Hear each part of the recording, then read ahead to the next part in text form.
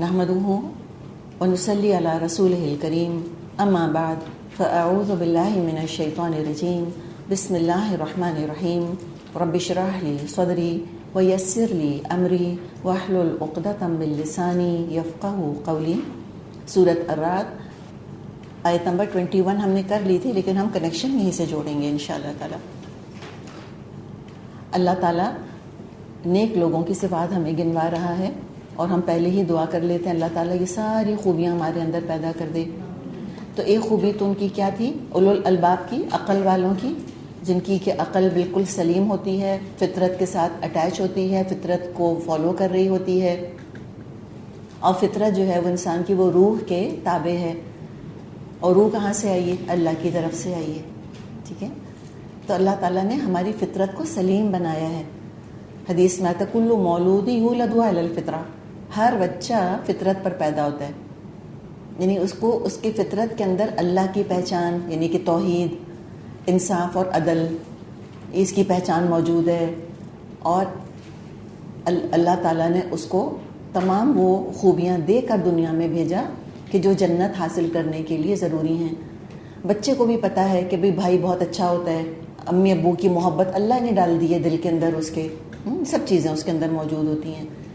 تو یہ دراصل یہ سب چیزیں کنیکٹڈ ہیں. روح اللہ سے کنیکٹڈ ہے، فطرت روح سے کنیکٹڈ ہے، اور جب عقل بھی جب فطرت سے کنیکٹڈ ہوگی تو obviously وہ اللہ سے کنیکٹڈ ہوگی. تو اولو الالباب کی یہ صفات ہیں کہ الذین، ہم آیت نمبر 20 پہلے دیکھتے ہیں، الذین یوفون بعہد اللہ، یہ وہ لوگ ہوتے ہیں جو اللہ سے اپنا کیا ہوا عہد پورا کرتے ہیں. ولا ینقضون المیثاق، اور پھر یہ میثاق نہیں توڑتے. اس کا ذکر کتنا آیا ہے قرآن کے اندر. اپنی مضبوط پختہ شخصیت، ہم دل نواز، دلکش، دل نشین شخصیت اگر ہم چاہتے ہیں، پختگی چاہتے ہیں، تو اپنے وعدوں کو پورا کرنا ہے. حتی الامکان اوفوا بالعقود، وعدے پورا کرو. ان عہد اللہ، ان العہد، ہم سورہ بنی اسرائیل میں پڑھیں گے کہ اوفوا بالعہد، کہ اپنے وعدے پورے کرو. وعدہ اللہ کے ہاں پوچھا جائے گا، اس کے بارے میں اللہ سوال کرے گا کہ تم نے اپنا جو وعدہ کیا تھا پورا کیا کہ نہیں کیا. اور یہ میثاق یہ معمولی وعدہ نہیں ہے. وعدہ لفظ بھی آتا ہے قرآن کے اندر، عہد لفظ بھی آتا ہے قرآن میں. میثاق بہت پکا عہد. ہم کہتے ہیں میں پورے وثوق سے یہ بات کہہ رہی ہوں، پوری شیورٹی کے ساتھ یہ بات کہہ رہی ہوں. اور پھر یہ المیثاق عام طور پہ پھر آتا ہے شریعت کے معنوں کے اندر، اور جو اللہ سے عہد کیا ہوا ہے فرما برداری کا. اللہ نے کہا ہے کہ اوفوا بعہدی اوفی بعہدکم، یہ وہی والی چیز ہے. تم اپنا عہد پورا کرو، میں اپنا عہد پورا کروں گا. تم میری فرما برداری کا تم نے وعدہ کیا ہے تو you keep your side of the contract, I will keep my side of the contract. تم میری اطاعت کرو گے، میں تم کو جنت دوں گا. یہ بیسکلی میثاق ہے. تو وہ اپنے اینڈ سے پورا وفا کرتے ہیں اس کو، اور اس عہد کو، اس میثاق کو پورا کرنے کا حق تو ابراہیم علیہ السلام نے اچھی طرح ادا کر دیا تھا. ابراہیم الذی وفا، وہ ابراہیم جس نے وفا کا حق ادا کر دیا. اور کیا خوبی ہوتی ہے اولو الالباب کے اندر؟ والذین یصلون ما امر اللہ بہ، اللہ نے جن جن روابط کو برقرار رکھنے کا حکم دیا ہے ان کو برقرار رکھتے ہیں. ہم نے بات کی تھی کہ یہاں پر اشارہ رحمی رشتوں کی طرف ہے. سب کا حق ادا کرنے والے ہوتے ہیں. اور یہ رحمی رشتوں کا خیال کہاں سے آیا؟ جانوروں میں تو نہیں ہوتا. کیوں نہیں ہوتا؟ جانوروں نے میثاق نہیں کیا ہوا اللہ سے، ان کی عقل فطرت کی روشنی میں سفر نہیں کر رہی ہوتی. یہ تو انسانوں کا معاملہ ہوتا ہے کہ انسان رحمی رشتوں کا خیال کرتے ہیں اور اپنا محاسبہ بھی کرتے رہتے ہیں. تو جو اللہ نے جن کو والذین یصلون ما امر اللہ بہ ان یوصل، وہ جوڑتے ہیں ان کو جن کو اللہ نے جوڑنے کا حکم دیا. ویخشون ربہم، اور اپنے رب سے ڈرتے ہیں. ویخافون سوء الحساب، اور وہ حساب کی برائی سے ڈرتے رہتے ہیں. تو یہ جو آگے آیا ویخشون ربہم ویخافون سوء الحساب، یہ ایک کوالیفائنگ سٹیٹمنٹ ہے. کس طرح سے کوالیفائنگ سٹیٹمنٹ؟ اس طرح سے ہے کہ اللہ کا انکار کرنے والے بھی رحمی رشتوں کا خیال کرتے ہیں، مشرک بھی رحمی رشتوں کا خیال کرتے ہیں. عورت کی کسی حیثیت میں عزت ہو یا نہ ہو مشرق معاشرے میں، لیکن ماں کے طور پہ تو بہت عزت ہے عورت کی. ہندوؤں کے بارے میں بھی آپ کو پتہ ہوگا، وہ تو اپنی ماں کے چرن چھوتے ہیں، وہ جھک کر ماں کے پاؤں چھوتے ہیں. اور عرب بھی ماں کی بہت قدر کیا کرتے تھے. اسی کی فطرت کی پکار ہے نا. اس ہستی کا اتنا بڑا احسان ہے کہ وہ تو چکایا جا نہیں سکتا. ماں کی عظمت، ماں کی عزت، وہ تو حصہ ہے انسان کے اپنی فطرت کا حصہ ہے. اور رحمی رشتوں کا، خون کے رشتے، ہم کہتے ہیں بلڈ از تھکر دین واٹر، اس میں تو کوئی شک ہی نہیں ہے. تو رشتوں کا خیال تو مشرک بھی کرتے ہیں، رشتوں کا خیال تو ایتھیسٹ بھی کرتے ہیں. لیکن جو یہ حسن و سلوک کریں گے بغیر ایمان کے کر رہے ہیں، لہذا قیامت کے دن اجر نہیں ملے گا ان کو، ان کے لیے جنت نہیں ہے. ہاں اچھا کام کیا انہوں نے، لیکن اجر کوئی نہیں ہے. اجر کس کے لیے ہے؟ وَيَخْشَوْنَ رَبَّهُمْ والوں کے لیے، وَيَخَافُونَ سُوءَ الْحِسَابِ والوں کے لیے، جو گاڈ گیون رسپانسبلٹی سمجھ کے رحمی رشتوں کو نبھاتے ہیں. چاہے ماں نے زندگی بھر نہ پوچھا تھا، ماں نے پہلے اڈاپشن کے لیے دے دیا تھا، یا کسی فاسٹر ہوم میں چلے گئے تھے، یا ماں نے نگلیکٹ کیا، یا بہن بھائیوں نے تنگ کیا یوسف علیہ السلام کے بھائیوں کی طرح، تو کیا ضرورت تھی یوسف علیہ السلام کو حسن سلوک کرنے کی؟ یخشون ربہم کی وجہ سے، ویخافون سوء الحساب کی وجہ سے. تو جو ایمان کی وجہ سے ان رشتوں کو نبھاتے ہیں، ان کا تو طریقہ ہی کچھ اور ہوتا ہے نبھانے کا. رشتہ دار کیسا بھی سلوک کیوں نہ کر لیں، وہ اپنی طرف سے کبھی قطع رحمی نہیں کرتے. نیور. یہ لکھ لیں، پلے باندھ لیں میں اور آپ، ہمیں کسی رشتے کو نہیں چھوڑنا، اس کا تو کوئی سوال ہی نہیں. اور پھر ایتھیسٹ کا یا مشرکوں کا معاملہ کیا ہوتا ہے کہ اگر کسی بچے نے تنگ کیا تو اس کو ڈسون کر دیں گے، تو اس کو انہیریٹنس سے نکال دیں گے، کہہ دیں گے ہم نے آخ کر دیا. جس زمانے میں اخبار آیا کرتے تھے تو بعض دفعہ ایک خبر ہوتی تھی اس کے اندر کہ میں نے اپنے بیٹے کو، عام طور پہ بیٹے ہی ہوتے ہیں ایسے، میں نے اپنے بیٹے کو آخ کر دیا اور اس کا میری جائیداد میں کوئی حصہ نہیں ہے. اسلام میں تو کر ہی نہیں سکتے. جو رشتہ ہے وہ رشتہ ہے، اس کو تو جائیداد میں حق ملے گا. اللہ نے حق ہی نہیں دیا مجھ کو اور آپ کو ہم کسی کو آخ کریں یا ہم کسی سے رشتہ کاٹیں. تو کوئی کیسا بھی سلوک کر لینا، اپنا سٹینڈ رکھیں کہ مجھ کو تو رشتہ جوڑنا ہی جوڑنا ہے، بس بات ختم. میں لوگوں کی دیکھا دیکھی میں نہیں بیہیو کرتی. آئی ایم این انڈیویجول، میری اپنی آئیڈیالوجی ہے، میرا ایک معاہدہ اپنے رب سے ہوا ہوا ہے، اس کا صلہ میں اس سے تو چاہتی نہیں. یہ نہ مجھے کچھ دے سکتا ہے نہ مجھ سے کچھ لے سکتا ہے. بیٹا کہلاتا ہے. بڑے بڑے ہم نے بیٹوں والے دیکھیں، وہ پڑوسیوں کے باتھ رومز کے اندر جا کے ان کا دم نکلا، کوئی بیٹا پوچھنے نہ آیا. اور ایسے بھی دیکھیں کوئی اولاد نہیں ہے، لیکن اللہ نے کیا انتظام کر دیا ان کا کہ بھانجوں نے، بھتیجوں نے، بھانجیوں نے یا اور مختلف رشتہ داروں نے ہاتھوں ہاتھ رکھا ان کو. اپنے خاندان میں آپ کو مثالیں مل جائیں گی. تو وہ کو دے تھوڑی سکتے ہیں کچھ. تو کرنا کیا ہے؟ ایک نیوٹرل پوائنٹ آف ویو سے سلوک کرنا ہے کہ چونکہ میرے رب نے کہا ہے اور اللہ مجھ کو اس کا اجر دے گا اور اس کی برکتیں بہت ہوتی ہیں. کوئی خوشی انسان کی خوشی نہیں ہوتی اگر رشتہ دار ناراض ہوں. سگا بھائی خفا ہو کے نہ آیا تو کیا مزہ آئے گا بتائیں؟ بہن ہی ناراض ہے تو کیا مزہ آئے گا؟ اتنے میٹھے رشتے ہیں، اتنے یہ پیارے رشتے ہیں، خون کے رشتے. ہاں کبھی ہم ان کو تنگ کرتے ہیں، کبھی وہ ہمیں تنگ کرتے ہیں، ٹھیک ہے نا؟ وہ تو کوئی بات نہیں، کرنے دیں. کو زیادہ تنگ کرتے ہیں، کچھ کم تنگ کرتے ہیں، کوئی بات نہیں. اس کڑواہٹ کی وجہ سے مٹھاس تو نہیں چھوڑنی. ڈاکٹر فرحت اتنی پیاری ہم کو مثال دیا کرتی تھیں. وہ کہتی تھیں کہ آپ کو جوس پینا ہے، یعنی کہ میں پیرافریز کر کے بتا رہی ہوں ان کی بات. اورنج جوس، آج کل اورنجز آ رہے ہیں نا، ہم جوس پیتے ہیں. اچھا جی، ہمیں 1 گلاس اورنج جوس چاہیے. اس کے لیے مجھے بتائیں اس کا سورس کیا ہے؟ ٹھیک ہے، کہاں سے نکلا ہے وہ جوس؟ اتنے سارے مالٹوں کے چھلکے پڑے ہوتے ہیں تو پتہ چلا اتنا سا جگ میں جوس رکھا ہوا ہے، ٹھیک ہے نا؟ تو نفع مند حصہ کتنا تھا؟ بہت تھوڑا. اور وہ مالٹے کہاں لگتے ہیں؟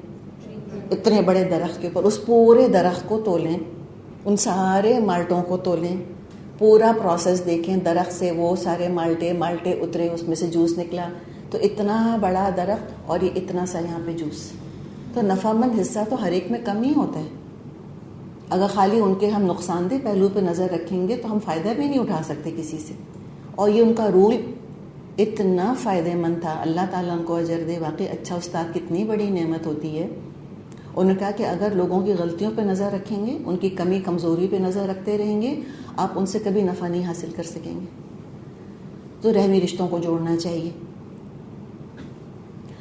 اللہ تعالیٰ نے فرمایا ہے، اور بخاری میں حدیث قدسی ہے کہ اللہ تعالیٰ نے رحمی رشتے سے کہا ہے کہ جو تجھ کو جوڑے گا میں اس کو جوڑوں گا، جو تجھ کو توڑے گا میں اس کو توڑوں گا. اور آپ نے فرما دیا، آپ صلی اللہ علیہ وسلم نے، بخاری ہی میں حدیث موجود ہے کہ لا يدخل الجنت قاطع، قطع رحمی کرنے والا جنت میں داخل نہیں ہوگا. پڑھتا رہے، تہجد کرتی رہیں، پردہ رکھتے رہیں، داڑھی، جاتے رہیں جماعت سے نماز پڑھنے. کیسے دل ہیں جو بہن بھائی کہتے ہیں ہم زندگی بھر بات نہیں کریں گے. نعوذ باللہ، اللہ کی پناہ مانگے اس چیز سے. اور ہمیشہ اللہم الف بین قلوبنا واصلح ذات بیننا کی دعا کیا کریں. اور معاف کرنا سیکھیں. یہ رحمی رشتے جوڑنے کے طریقے بتائیں. کہنے کو تو کہہ دیے رحمی رشتے جوڑو، کیسے جوڑو بتائیں ذرا، پریکٹیکل طریقہ بتائیں نا. تھیوری کو کیسے ہم عمل میں لائیں گے؟ جی، تحفے تحائف دیں. کب؟ قرضے کے طور پہ نہیں، موقع باندھ کے نہیں. یہ موقع باندھ کے جب تحفے دیے جاتے ہیں وہ رحمی رشتوں کے اندر بگاڑ پیدا کرتے ہیں. تو ایسے ہی دے دیں بس. سردیاں آئیں دے دیا، گرمیاں آئیں کچھ دے دیا، ایسے کھانے پر بلا لیا، کبھی کچھ ایسے ہی بھیج دیا، کبھی پھول بھیج دیے. اور کیسے جڑتے ہیں رحمی رشتے؟ جذبات کا اظہار کر کے کہ آئی ہیٹ یو. نہیں، یہ والا جذبہ نہیں. محبت ہے تبھی امی سے، بہن سے، بھائی سے کہہ دیں کہ بھائی آئی ریئلی لو یو، ایسے کہہ دینا چاہیے. اور سب سے بڑی چیز درگزر جانے دیں، چھوڑیں، نہیں ڈسکس کریں. اگر بہن نے کچھ کہہ دیا سب کو جمع کر کر کے نہیں بتائیں، رو رو کے داستانیں نہیں بیان کریں. یوسف علیہ السلام سے سیکھیں. تو کیا خالی بہن نے آپ کو تنگ کیا؟ کبھی آپ نے بھی تنگ کیا تھا بہن کو؟ لیکن نہ جی، میں تو اتنا خیال کرتی ہوں. تو جب اپنے آپ کو ہم پیراگن آف ورچو بنا لیتے ہیں نا کہ جب میں بہو تھی تو ساس اچھی نہ ملی، اور جب میں ساس بنی تو آبویسلی بہو اچھی نہیں ملی، تو برا کون ہے دونوں میں سے؟ خود ہی سوچ لیں. پھر سارے برے کیوں ملتے رہے؟ نہیں، ایسے نہیں ہوتا کوئی. ہم بھی تنگ کرتے ہیں دوسروں کو، دوسرے بھی ہمیں کرتے ہیں. ان کو بھی درگزر کرنا چاہیے، ہمیں بھی درگزر کرنا چاہیے. اور درگزر کرنے کا طریقہ یہ ایکسکیوز بنائیں ان کے لیے. ٹھیک ہے، ان کے لیے ایکسکیوز بنائیں کہ ان کا یہ ریزن ہے، اور پھر ہیل کرنے کی کوشش کریں. اور ایک اور چیز کیا جو رشتوں کو ہیلدی رکھتی ہے، توقعات نہیں رکھیں. Managing expectations. اور جو چیز جوڑنے والی ہے، اللہ نے اور کس کو جوڑنے کے لیے کہا ہے؟ جو دین کا رشتہ بنتا ہے. دیکھیں، دو رشتے اہم ترین ہیں، خون کا رشتہ، دین کا رشتہ. اور دین پھیلانے کا کام کبھی کوئی ایک فرد نہیں کر سکتا، اس کے لیے ہمیشہ ٹیم چاہیے ہوتی ہے. جو یہ ٹیم بنے گی تو یہ مجھے بتائیں فرشتوں کی ٹیم ہوگی کیا؟ بتائیے، ہوں گے فرشتے؟ مجھے آپ جیسے انسان ہی تو ہیں. ہم کہتے ہیں literally taking your courage in your hands. Literally انسان اپنے ہمت کو پکڑتا ہے، اس کی آواز بھی کانپ رہی ہوتی ہے اور دل بھی کانپ رہا ہوتا ہے، لیکن اس کو لگتا ہے کہ شدید ضرورت ہے بتانے کی لوگوں کو. اور وہ بیچارہ اپنا سا کمزور وجود پیش کرتا ہے اللہ کے آگے کہ ربنا تقبل منا، اللہ تو قبول کر لے. اور اپنی کمزوریوں اور اپنی اسٹرینتھس کے ساتھ وہ آ جاتا ہے دین کا کام کرنے. تو دو لوگوں کے مزاج کا ایک ہی جیسے ہو جائیں گے کہ سب فرشتے بن جائیں گے، سب کیا روبوٹ بن جائیں گے جو دین کا کام کرنے آئیں گے؟ نہیں، یہ ٹیم کے اندر طرح طرح کے لوگ ہوتے ہیں. ہر شخص الگ بیک گراؤنڈ سے آیا ہوا ہوتا ہے، اپنی شخصیت لے کر آیا ہوا ہوتا ہے. ہم اس کو ڈی کنسٹرکٹ نہیں کر سکتے. جو دین کا کام کروانے والے لوگ ہوتے ہیں وہ اپنی پرسنالٹی، اپنی سوچ، اپنا مائنڈ سیٹ لے کر آئے گا. بس آپس میں ایک دوسرے کو لے کے چلنا ہے. وہ اندھا اور لنگڑا، اس کے بارے میں وہ کہانی ہم نے پڑھی تھی نا کہ آگ لگ گئی کہیں تو پھر اندھے نے کہا لنگڑے سے کہ چلو تم مجھ کو راستہ بتاؤ اور میں تم کو لے کے چلوں گا. تو بس یہی ہوتا ہے. ایسے ہی ہم سچی بات ہے، اب جہاں بھی دیکھیں ایسے لولے لنگڑے بیچارے، اندھے بہرے، کسی میں کوئی صلاحیت کم ہے، کسی میں کوئی صلاحیت کم ہے. اگر ہم اسی صلاحیت کو بار بار پوائنٹ آؤٹ کرتے رہیں گے کہ تم میں یہ کمی ہے، تم میں یہ کمی ہے، تو کوئی ٹیم نہیں بنے گی. پھر 4 دن میں سب پھٹ جائیں گے. اور دین کا کام نہ بلڈنگ سے ہوتا ہے، نہ نام سے ہوتا ہے. دین کا کام لوگوں سے ہوتا ہے. اصل چیز ہیومن ریسورس ہے. اور میری اور آپ کی یہ گاڈ گیون رسپانسبلٹی ہے کہ ہم دین والوں کو جوڑیں، اصلاح کریں. اللہ کا واسطہ برداشت پیدا کریں، ٹالریٹ کریں. 100 بہانے بنائے. بعض لوگوں کا طریقہ لاؤڈ ہوتا ہے بولنے کا, وہ اگریسو نہیں ہوتے. مجھ سے کیوں ایسے بات کی؟ لیکن ہم تو بڑے بڑے ایگوز لے کر آتے ہیں. اور سب سے زیادہ مسئلہ یہ ہے کہ جب ہم دین کا کام کرنے آتے ہیں تو ہم بڑے آئیڈیلسٹک ہو کر آتے ہیں. ہم کہتے ہیں اوہ یہ تو بڑا ہی اعلیٰ کام ہے, اعلیٰ ترین قسم کے لوگ ہوں گے. آ کے دیکھتے ہیں لوگ یہ تو ہمیں جیسے انسان بیٹھے ہیں سارے. وہ کہتے ہیں نا کہ پرسن اور personality, the person behind the personality. تو پھر لوگوں کو بعض دفعہ ڈس اپوائنٹمنٹ ہوتا ہے کہ ہم تو ان کو جیسا سمجھ رہے تھے یہ ویسے تو نہیں ہے. تو کسی نے کوئی دعویٰ نہیں کیا کہ کوئی فرشتہ اتر کر آیا. تو لہٰذا اس کو جوڑنا, اور ایٹ ٹائمز خون کے رشتوں سے زیادہ اہم دین کا رشتہ ہوتا ہے. صحابہ نے خون کے رشتے توڑے, دین کا رشتہ نہیں جانے دیا ہاتھ سے. اتنا اہم ہے یہ کام. سب سے بڑی ذمہ داری اللہ نے میرے آپ کے کندھوں پہ رکھی, ہمیں امت بنایا ہے. کنتم خیر امت اخرجت للناس. اتنے بڑی بڑے انسٹیٹیوشنز بنتے ہیں, اتنے نام مشہور ہوتے ہیں, اور پھر وہ سب ڈسٹ ہو کے رہ جاتے ہیں. کس وجہ سے؟ پھوٹ پڑتی ہے آپس میں, بس برداشت ہی نہیں کر سکتے. تو ایک دوسرے کو جوڑیں, اصلاح کریں. اور اس میں کیا طریقہ ہوگا بتائیے؟ رحمی رشتوں کا تو ہم نے دیکھ لیا. یہ دین کا جب رشتہ جڑتا ہے, جب ٹیم بنتی ہے, اس میں آپس میں جڑ کر رہنے کا کیا طریقہ ہوگا جی؟ اس میں بھی ریئلسٹک ہونا کہ یہ جو بھی ہے اچھا انسان ہے, لیکن بہرحال انسان ہے, کمزوریاں ہوں گی. بالکل برداشت کرنا, غیبت نہیں کرنا, نجوہ نہیں کرنا, آپس میں خسر پسر نہیں کرنی چاہیے کبھی کہ تم کو پتہ ہے وہ ویسی وہ ویسی وہ ویسی نہیں. اگر کسی میں کوئی خرابی, کوئی کمی, کوئی کمزوری لگ رہی ہے تو نصیحت کریں. نصیحت کے 3 سمپل رولز ہوتے ہیں. مختصر کریں, تنہائی میں کریں, اور امیجیٹ کریں. یہ نہیں کہیں کہ پتہ ہے جب وہ 2010 میں کورس شروع ہوا تھا نا, تب یاد ہے ہم وہاں نیچے کھڑے تھے باہر گاڑی کے انتظار میں, اور تب تم نے مجھ سے یہ کہا تھا. بھائی یاد رہے گا کسی کو؟ نہیں. اور جنرلائز کبھی نہیں کریں کہ تم تو ہمیشہ ایسے ہی کرتی ہو. دوسروں کا ریفرنس نہیں دیں کہ پتہ ہے باقی سب بھی تمہارے لیے یہی کہتے ہیں, اس کا مطلب اچھا ہو گیا یہ اچھا سب مل کے میرے بارے میں برائیاں کر رہے تھے بیٹھے ہوئے. نہیں, دوسروں کی بیکنگ کی ضرورت نہیں ہے. اور یہ ہم عام زندگی میں یہ غلطی کرتے ہیں, ہم دوسروں کے کندھوں پہ بندوق رکھ کے چلا دیتے ہیں. ہم کہتے ہیں سبھی کہتے ہیں کہ تمہارا غصہ بہت تیز ہے. یہ نہیں کہیں, آپ کہیں کہ فلاں موقع پہ مجھ کو لگا کہ یو اوور ری ایکٹڈ, تم اس کو یوں کر سکتی تو زیادہ اچھا ہوتا. بس سمپل. تقریر کرنے کی ضرورت کوئی ہے ہی نہیں. میسج پہ کبھی نہیں کریں یہ کام, never, always face to face. Message سے زیادہ ڈسٹرکٹیو ایٹ ٹائمز کوئی چیز نہیں ہوتی. فیس ٹو فیس, ہاتھ پکڑ لیں, ٹھیک ہے, تعریف کر لیں, پھر کریں. یہ رشتہ خون کے رشتے سے اہم ہے. خون کے رشتے تو قیامت کے دن کٹ جائیں گے. فلا انصاب بینہم, اللہ تعالیٰ نے سورہ مومنون میں فرمایا الاخلاء بعضهم لبعض عدو. یہ بھی ہوگا کہ قریب ترین بھی ایک دوسرے کے دشمن ہو جائیں گے قیامت کے دن, الا المتقین, سوائے متقیوں کے. یہ رشتہ نہیں کٹے گا. تو لہٰذا اس کی ویلیو کو سمجھیں. تو اس کو جوڑنے کی ضرورت ہے. اور لوگوں کی پرسنالٹی کو سمجھیں. کوئی اگر اونچی آواز میں بولتا ہے تو نیچرلی اس کی آواز اونچی ہے, کوئی اگریسو نہیں ہو رہا. بعض لوگوں کی باڈی لینگویج تھوڑی سی اگریسو ہوتی ہے, وہ بہت زیادہ ہاتھ ہلا ہلا کے اور بہت ایسے کر کے بات کر رہے ہوتے ہیں.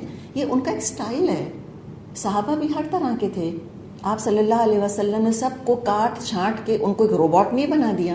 لوگوں کا پوٹینشیل ختم کر دیں گے ہم اس طرح سے, حد سے زیادہ اعتراض کر کر کے ان کے اوپر.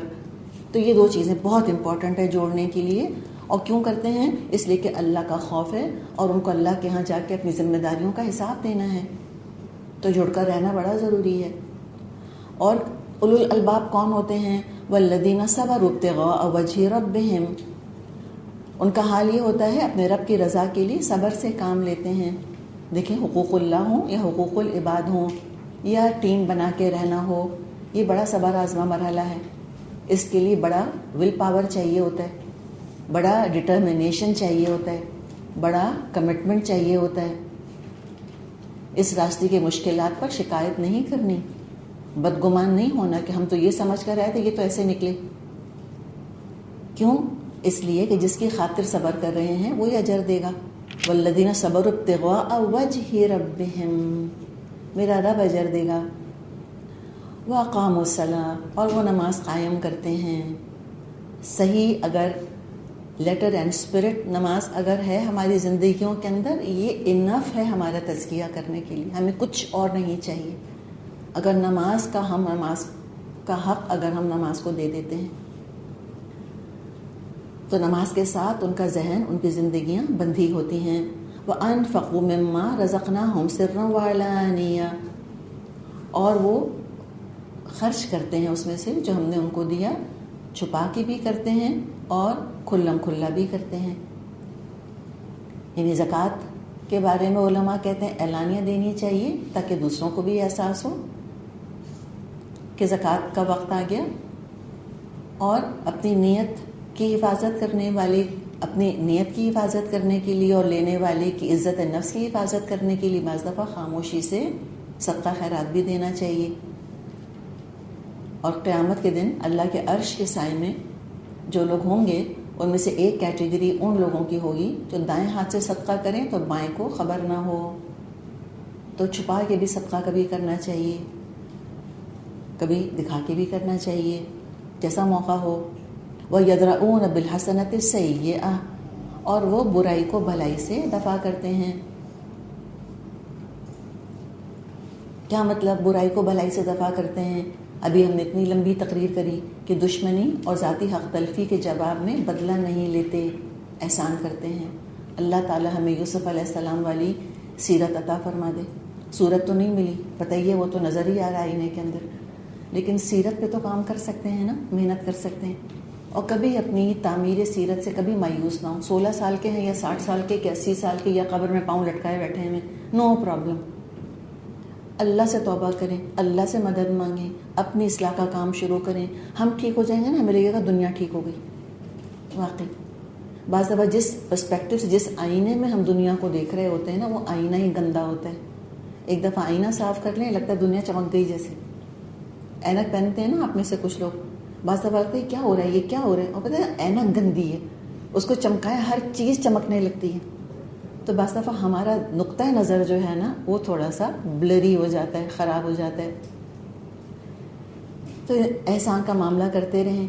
پھر گناہوں کو، ظلم اور زیادتی اور اللہ کی نافرمانی والے نظام کو عدل و قسط کے نظام سے بدلتے ہیں. یدرؤون بالحسنۃ السیئۃ، شرک کو توحید سے بدلا کہ نہیں بدلا مسلمانوں نے اللہ کے کرم سے؟ عورت کی ذلت کو عزت سے بدلا کہ نہیں بدلا؟ بالکل بدلا الحمدللہ. وہ انتقامی کارروائیوں پہ زندگیاں اور نسلیں گزر جایا کرتی تھیں، اس کو ٹھنڈا کیا کہ نہیں کیا؟ بالکل کیا. یدرؤون بالحسنۃ السیئۃ، بالکل کیا. اور ٹیم بنی تھی، اور ٹیم بنیان و مرصوص تھی. الف بین قلوبہم کا معاملہ تھا، تبھی تو کام ممکن ہوا. تو جو دین کا کام کرنے والے ہیں نا، وہ یاد رکھیں کہ ان کا پھٹنا دراصل دین کا شدید نقصان ہے، کتنا بڑا نقصان ہے.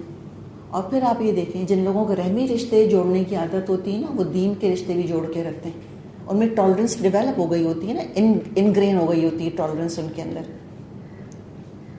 یہ بھی آپ دیکھیں کہ جو لوگ جوائنٹ فیملیز وغیرہ کو لے کے چل رہے ہوتے ہیں یا کسی ایک بڑے خاندان کا حصہ ہوتے ہیں، بڑی حکمت ہوتی ہے ان کے اندر، بڑی برداشت ہوتی ہے ان کے اندر. وہ جب کسی دین کے کام میں آ کے جڑتے ہیں، وہ بہت ہی اچھا کردار ادا کرتے ہیں اس کے اندر، بڑے قیمتی ہوتے ہیں وہ. وہاں پر انا کے ایشوز نہیں ہوتے ان کو. تو یہ سارا جو کام کیا صحابہ نے ٹیم کے طور پہ کیا، اتنا زبردست کام کر کے گئے، اتنی بڑی تبدیلی لے آئے. تو دو مطلب یہ ہو گئے. تیسرا مطلب یہ ہوا کہ گناہ ہو جائے، اس گناہ کو نیکی سے دور کر دیتے ہیں. ابو ذر غفاری رضی اللہ عنہ سے روایت ہے، مسند احمد میں یہ حدیث موجود ہے کہ آپ صلی اللہ علیہ وسلم نے فرمایا، جب کوئی برائی کرو اس کے بعد کوئی نیکی کرو، وہ اس کو مٹا دے گی. کوئی ایسی آپ نے آیت پڑھی ہے؟ سورہ ہود میں پڑھی تھی نا، کیا؟ ان الحسنات یذہبن السیئات. جی ہاں بالکل.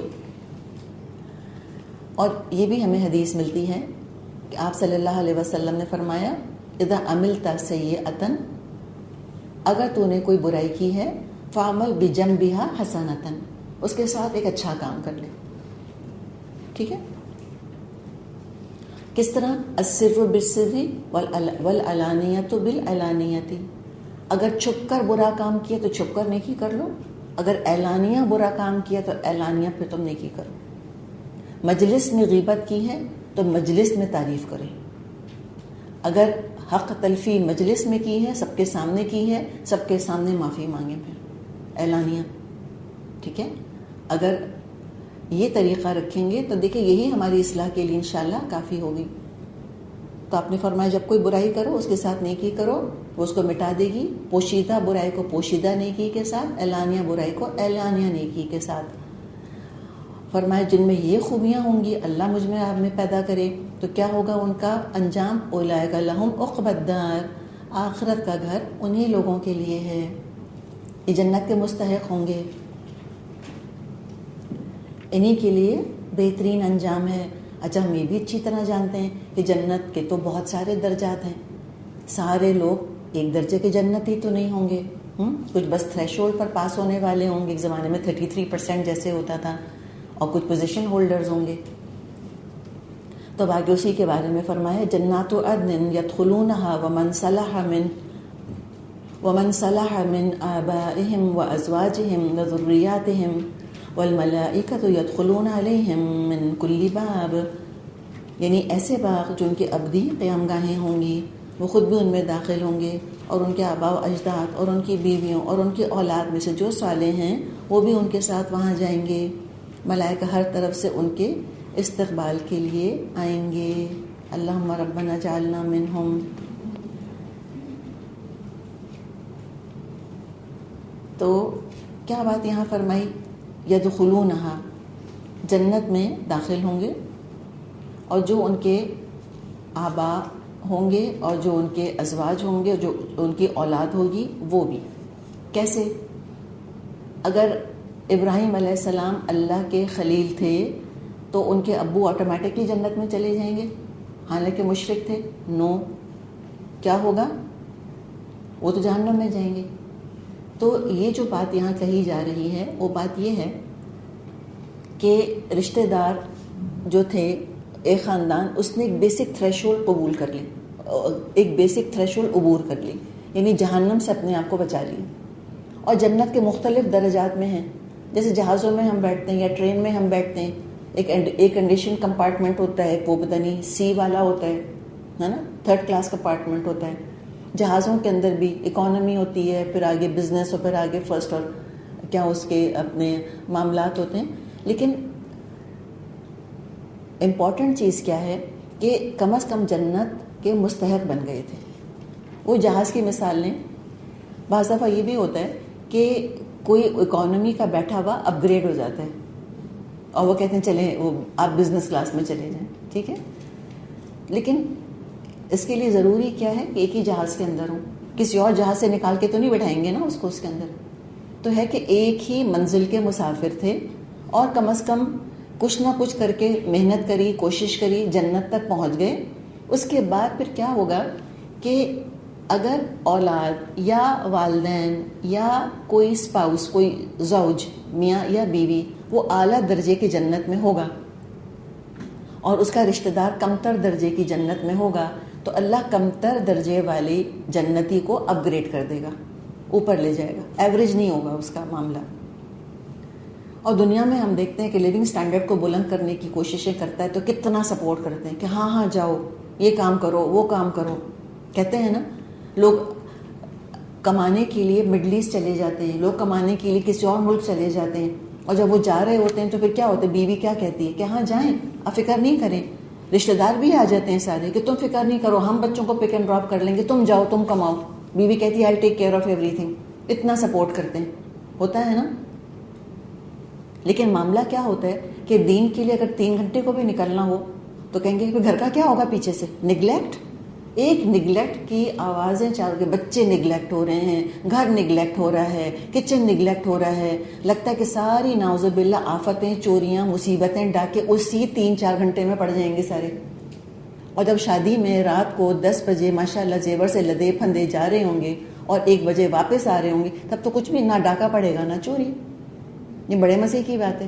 لیکن دن دہاڑے دن کی روشنی میں اللہ کا کلام پڑھنے جا رہے ہیں تو ساری آفتیں آ جائیں گی. یہ سب شیطان کے کرنے کے کام ہیں، شیطان کرتا ہے. تو یہ جو گھر سے نکل رہی ہے عورت یا گھر سے نکل رہا ہے مرد اعلیٰ درجے کی جنت حاصل کرنے کے لیے، تو وہ لیونگ سٹینڈرڈ بلند نہیں کر رہا کیا اپنے خاندان والوں کا؟ وہ ایک اگر آگے چلا گیا، آپ میں سے الحمدللہ آپ اگر چلی گئی فردوس کے اندر اور آپ کے امی ابو، آپ کے بچے، آپ کے شوہر چلے گئے ادنا ترین جنت کے اندر، آپ کی وجہ سے فردوس میں پہنچیں گے کہ نہیں پہنچیں گے؟ بالکل پہنچیں گے. تو کیا کرنا چاہیے؟ گھر والوں کو، شوہروں کو اور بچوں کو اور پیرنٹس کو گھسیٹنا چاہیے پکڑ کے پیچھے، اڈنگے لگانے چاہیے، رکاوٹیں کھڑی کرنی چاہیے؟ نہیں، انکریج کرنا چاہیے. تم جاؤ، ہم گھر دیکھیں گے، تم فکر نہیں کرو، سب ٹھیک ہو جائے گا انشاءاللہ تعالی. تو جنتیوں کے لیے راستے کھولنے چاہیے، اس لیے کہ وہ ہمارے اوپر احسان کر رہے ہیں. کیا پتہ ہم اس درجے کو نہ پہنچ پائیں جہاں ہمارے رشتہ دار ہم کو پہنچا دے گا. سپورٹ کرنا چاہیے، خود بھی آگے بڑھنے کی فکر کریں. اور یہ جو بتایا کہ فرشتے داخل ہوں گے ہر دروازے سے، تو پتہ نہیں کتنے دروازے ہوں گے، بہت سارے دروازے ہوں گے. حدیث میں آتا ہے 8 دروازے جنت کے. تو ہر دروازے سے فرشتے داخل ہو رہے ہوں گے، کہیں گے سلام علیکم، سلامتی تم پر. ہر طرح کی سلامتی ہے جنت میں، نہ اللہ کا عذاب، نہ اللہ کا غصہ، نہ گناہوں کا خوف، نہ نعمتوں کو دیکھ کے کوئی ڈر لگے گا کہ او ایک اور نعمت، اس کا مطلب ایک اور آزمائش. کوئی ڈر نہیں، انعام ہی انعام، سب امتحان ختم. دکھ، بیماری، موت، پریشانیاں، بڑھاپا، کوئی چیز نہیں آئے گی. ہر چیز سے سلامتی. دارالسلام جنت کا نام ہے. اللہ یدعو الی دار السلام، سورہ یونس میں ہم نے پڑھا تھا. فرشتے کہیں گے سلام علیکم، سلامتی ہی سلامتی کی خبریں لے کر آئیں گے. اور دنیا میں فرشتے کیا ہر وقت سلامتی کی خبریں لے کر آتے تھے؟ نہیں، عذاب بھی تو لے کر فرشتے ہی آئے تھے نا. اور یہ فرشتے میرے آپ کے ساتھ ہیں جو ہمارے اعمال نامے لکھ رہے ہیں. اسی میں یا ہماری نجات ہے یا ہماری شامت ہے. لیکن وہاں پر کوئی بری خبر نہ آئے گی. اور کہیں گے کیوں سلامتی تم کو ملی؟ بما صبر، تمہارے صبر کی وجہ سے. دنیا میں بھی فرشتے صبر پر حوصلہ افزائی کرتے رہے، مومنوں کے قدم جماتے رہے، کہتے رہے نحن اولیاؤکم فی الدنیا وفی الآخرہ، ہمیں تمہارے دوست، تمہارے ولی دنیا اور آخرت دونوں میں. اب کہیں گے فنعم عقبی الدار، کتنا اچھا انجام ہے گھر کا. بہت اچھا کیا تم نے صبر کر لیا، بہت اچھا کیا تم پیچھے نہیں ہٹے. لا زوال اجر تم کو ملا چند گھڑیوں کے صبر کا. اللہ کی اطاعت پر جمے رہے، تم مجاہد بنے رہے، مشکلات پہ صبر کیا، ٹیمپٹیشنز پہ صبر کیا، گناہوں پہ صبر کیا، عبادت پہ صبر کرتے رہے. کتنا اچھا کیا. تب یہ ایک گروہ ہو گیا. اور دوسرا کیا ہے؟ اب یہ کون سے ہیں؟ یہ تو جہنم میں جانے والے اولو الالباب نہیں ہیں. والذین ینقضون عہد اللہ، یہ اللہ کا عہد توڑ دیتے ہیں، من بعد میثاقہ، اس کو پختہ کرنے کے بعد. اب انہی چیزوں کا ذکر آ رہا ہے لیکن ریورس میں. اللہ کی حق تلفی کرتے ہیں، اللہ سے عہد کر کے توڑ ڈالتے ہیں اس کو، رسول کی بات نہیں مانتے، اللہ کی عبادت نہیں کرتے. وَيَقْطَعُونَ مَا أَمَرَ اللَّهُ بِهِ أَن يُوصَلَ، اور کاٹ دیتے ہیں اس کو جس کو اللہ نے جوڑنے کا حکم دیا. تو کیا کیا 2 چیزیں ہیں جن کو کہ جوڑنا چاہیے؟ کون کون سے رشتے؟ خون کے اور دین کے. نہ خون کے رشتوں کا خیال کرتے ہیں، رحمی رشتے کاٹ ڈالتے ہیں. اور رحمی رشتوں کا کاٹنا انسان کا سکون برباد کر دیتا ہے، زمین میں فتنہ اور فساد پیدا ہو جاتا ہے. اللہ سے بغاوت کرتے رہے، انسانوں پر زیادتی کرتے رہے. اور اگر کبھی دین کے کام میں، جیسے اگر منافق اگر دین کے کام میں جڑتا ہے تو پھر کیا کرتا ہے؟ وہ پھوٹ ڈلواتا ہے، لڑائیاں لگواتا ہے، سیبوٹاج کرتا ہے. وہ تو چاہتا ہے کسی نہ کسی طرح آپس میں اختلاف ہو جائے. تو جہاں ہم دیکھیں کہ کچھ دین کے لیے ٹیم ورک ہو رہا ہے، جن کے لیے جماعتیں بنی ہیں نا، چاہے وہ الہدیٰ ہے یا جماعت اسلامی ہے یا تبلیغی جماعت ہے یا تنظیم اسلامی، جو بھی نام ہمارے ذہن میں آئے، سب کے لیے دعا کیا کریں کہ اللہم الف بین قلوبہم، اللہ ان کے دلوں میں الفت ڈال دے. یہی دیکھیں، یہی ایک فرنٹ لائن پر آ کر یہ کام کر رہے ہیں. انہوں نے ہی کچھ نہ کچھ بند باندھا ہوا ہے اللہ کے عذاب کے آگے. اگر ان کا گرنا تو اللہ کے عذاب کا دروازہ کھولنا ہے. اگر یہ لوگ اس طرح آرگنائز ہو کر کھڑے نہیں ہوں. نام کیا ہے؟ نام کی کوئی امپورٹنس نہیں ہے. لوگوں کو دیکھیں، آخر انہوں نے اسی زندگی میں سے وقت نکالا ہے نا، ایکسٹرا ٹائم نکالا ہے انہوں نے. مغرب میں بھی لوگ ہیں، امریکہ میں ہیں، انگلینڈ میں ہیں، افریقہ، سعودی عرب، پاکستان، انڈیا، کہاں نہیں ہیں. جہاں جہاں لوگ ٹیم بنا کر کام کر رہے ہیں ان کے لیے دعا کیا کریں کہ اللہ تعالیٰ کوئی غلط فہمی نہ پیدا ہو، کوئی دل نہ پھٹے، کوئی جوائن کر کے نہ چھوڑے. اور کبھی کوشش یہ نہیں کرنی چاہیے کہ اس جماعت سے توڑوا کر یہاں بٹھا لیں لا کر. یہ کبھی نہ کریں. پھر دیکھیں یہ نام جب خدا بن جاتے ہیں نا تو پھر توڑ پھوڑ شروع ہو جاتی ہے. نام کی کوئی اہمیت نہیں ہے، کام کی اہمیت ہے. جس نام کے تحت کام کرنا ہے کام کریں. اور نام تو رکھنا مجبوری ہے نا آرگنائز کرنے کے لیے، بس اس سے زیادہ کیا ضرورت ہے، اس کی کوئی ضرورت نہیں ہے. اور تو جو منافق ہوتا ہے وہ ٹیم میں آتا ہے اور فساد مچاتا ہے، تباہی مچا دیتا ہے، سیبوٹاج کر دیتا ہے. تو اللہ پکڑے گا پھر ان کو. ایک کاٹ دیا اس چیز کو جس کو اللہ نے جوڑنے کا حکم دیا تھا. اور خرابی کہاں سے آتی ہے کہ ایک ذمہ داری لی پھر پوری نہیں کری. یہ بھی تو فساد مچتا ہے نا پھر چیزوں کے اندر. وَيُفْسِدُونَ فِي الْأَرْضِ، اور زمین میں فساد مچاتے ہیں. أُولَٰئِكَ لَهُمُ اللَّعْنَةُ، ان پر ہے اللہ کی لعنت. اللہ تو نہیں لکھا ہوا لیکن ظاہر ہے اللہ کی طرف سے ہی جب لعنت آتی تو باقی مخلوق بھی لعنت کرتی ہے. اللہ کے رحمت سے دوری ہے. وَلَهُمْ سُوءُ الدَّارِ، اور ان کے لیے برائی کا گھر ہے. اور ظاہر برائی کا گھر کیا ہوگا؟ جہنم.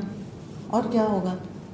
تو اللہ تعالیٰ سے پناہ مانگنی چاہیے کہ کوئی ایک خرابی جو ہے ان میں سے ایک خرابی بھی ہم میں پیدا ہو.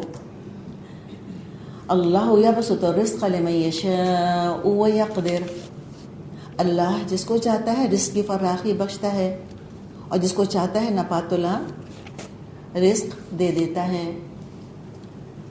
وفرحوا بالحیات الدنیا، اور یہ دنیا کی زندگی میں مست مگن خوش ہیں. وما الحیات الدنیا فی الآخرۃ الا متاع، حالانکہ دنیا کی زندگی آخرت کے مقابلے میں ایک متاع قلیل کے سوا اور کچھ بھی نہیں. بس چند سانسیں ہیں جو لے رہے ہیں. خوشیاں بھی عارضی، غم بھی عارضی، محنت بھی عارضی، مشقت صبر سب عارضی ہے. تو دنیاوی حیثیت سے دھوکہ کھانے کی ضرورت نہیں. اللہ کی نظر میں انسان کی ویلیو دنیاوی نعمتوں کی وجہ سے تو ہوتی ہی نہیں. وہ تو دے کر بھی آزماتا ہے، لے کر بھی آزماتا ہے، پتہ ہے ہمیں. تو ان بچوں کی طرح نہیں بن جائیں ہم جن کھلونا ٹوٹ جاتا ہے تو رو رو کے حال کرتے ہیں اپنا. یہ ساری دنیا کی نعمتیں سچی بات ہے کھلونے. مجھے پتہ ہے بچے بھی دل بہلانے کی چیز نہیں، کھلونوں کی طرح ہی نہیں ہوتے. انسان بیٹھتا ہے، خوش ہوتا ہے ان کو دیکھتا ہے. تھوڑی دیر کا ساتھ ہے یہاں، تو بس اللہ سے دعا کرنی چاہیے کہ جب وہ ہمیشہ کی زندگی آئے تو وہاں اللہ تعالی ہمیشہ کا ساتھ ہمیں نصیب فرمائے.